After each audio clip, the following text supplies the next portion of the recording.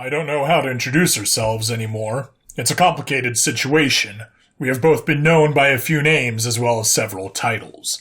Lemire, Greg, Captain, Envoy, Husband, Nestmate, Abomination, to name a few. We are all of them and none of them, but this isn't just our story anymore. This is our testament of the events that led to humans becoming the first species to become classified as a controlled substance. We are aware that some may blame us for this happening, but the truth is that this was bound to happen at some point. The human brain is the definition of overkill evolution. Trillions of neurons waiting like good soldiers, ready to obey your conscious mind at the mere hint of a desire to investigate a sensation. Literal lightning in a bottle. A biological Pandora's box just waiting for the first ignorant telepath. Sorry, Lemire. It's quite all right, Greg. To pop the lock and doom the race to becoming classified as Schedule 30 biohazard substance and get the whole system put under quarantine. By now, you're familiar with our story, so we will start from the day I died, and we were born.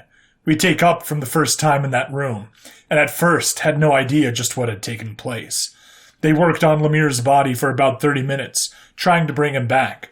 I did not understand how we knew it at the time, but I was sure somehow that they would fail to do so. But it's fairly obvious now. Elvis has left the building, as they say. What a strange saying. They covered the body and most left. A nurse checked us over before releasing us to quarters.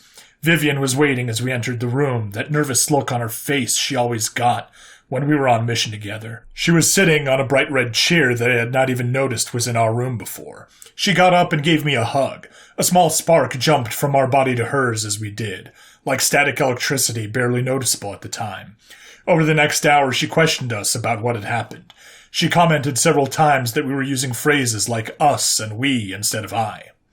To be fair, we still do it to this day. Then she told us something. Something that was the nail in the coffin for the human race's chance of ever being able to join the rest of the galaxy, as anything but a Class 30 narcotic. She told us the reason she had not wanted to participate in the experiment with Lemire. She was embarrassed. She had been having dreams of him. Us. You know, the kind I don't need to paint you a picture. And if we did, it would cost you 30 credits. We were shocked. We had not caught any clues of latent attraction in our interviews with Vivian. Chalk it up to diplomatic training or feminine wiles. She had hidden it well.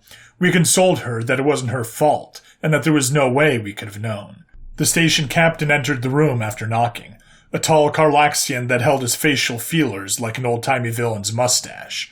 He informed us that the galactic government had decided in light of events to postpone further evaluations until they could compile a report of what exactly happened that day.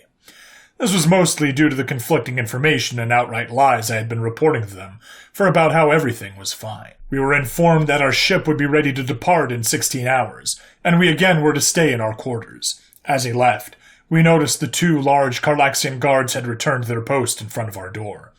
Vivian was displeased that her mission was scrubbed, but resigned to packing her things as we did the same. We shuddered as we opened our drawer to put our clothes away, and were confronted by the same pattern of uniform from our nightmare, sitting on top of the other civilian clothes. A wave of unwarranted fear washed over us.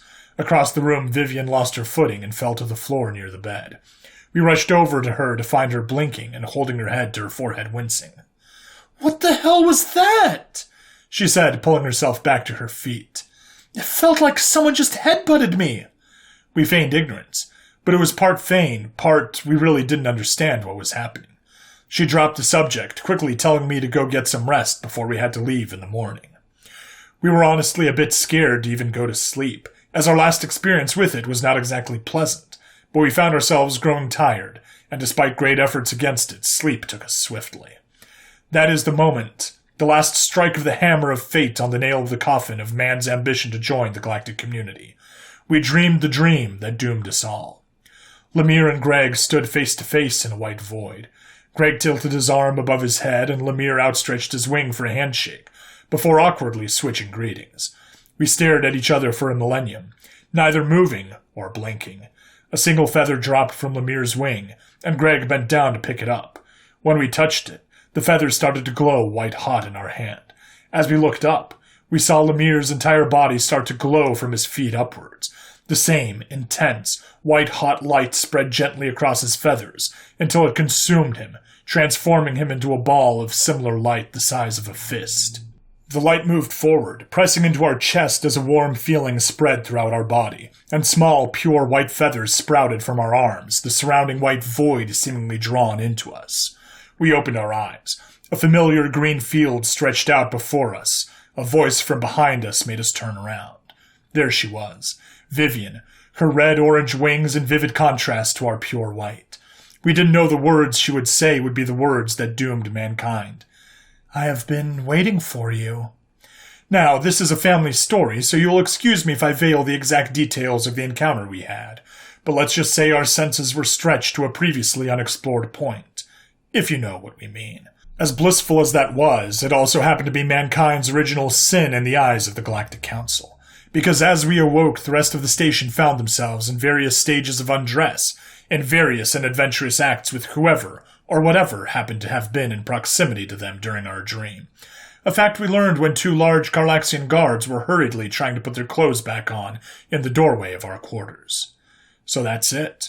They couldn't get us off the station fast enough, and we had been home 3 months by the time we learned that the gift would spread telepathically and exponentially across the human race. Luckily for us, we seemed to just be transmitters, and suffer no effect from proximity to a dream, barring the initial exposure.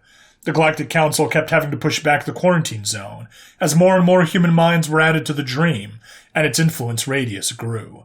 We really don't know how far it will end up extending once the entire human race joins the dream.